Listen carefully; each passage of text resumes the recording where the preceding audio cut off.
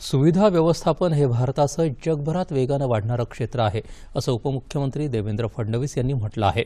Crystal integrated services limited ही company आज Mumbai share बाजार आणि राष्ट्रीय शेअर बाजार या दोन्ही ठिकाणी सूचीबद्ध झाली, त्यावेळी ते बोलत होते। कॉर्पोरेट गव्हर्नन्स ही यशाची गुरुकिल्ली असल्याचं त्यांनी सांगितलं।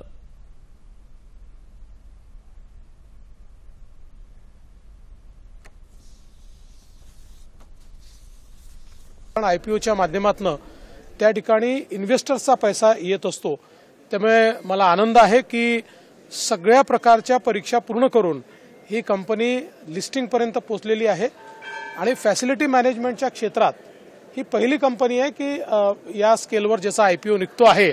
त्यामुळे निश्चितपणे या सोहळ्याला मला देखील निमंत्रित करण्यात आलं होतं।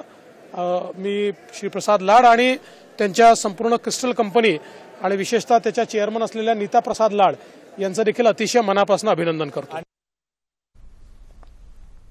हे क्षेत्र सर्वात मोठं रोजगार निर्माण करणार असून माननीय पंतप्रधानांच्या इच्छा आकांक्षांशी मेळ घालणार आहे असं क्रिस्टल इंटिग्रेटेड सर्व्हिसेसचे प्रवर्तक प्रसाद लाड यांनी सांगितलं।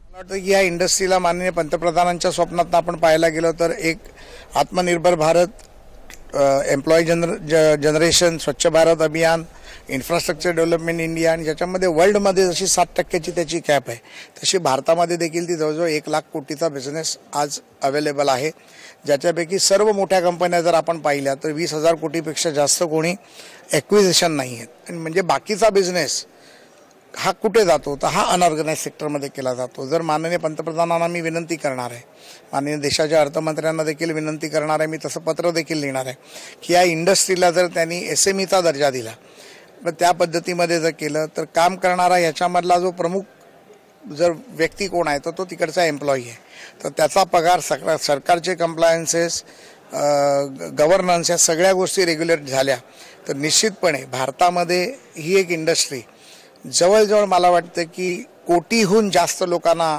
एम्प्लॉयमेंट जनरेट करेल। भारताच्या GDP मध्ये त्याचा फार मोठा बदल होईल आणि एक ऑर्गनाइज सेक्टर म्हणून लोकांच्या समोर निश्चितपणे येईल।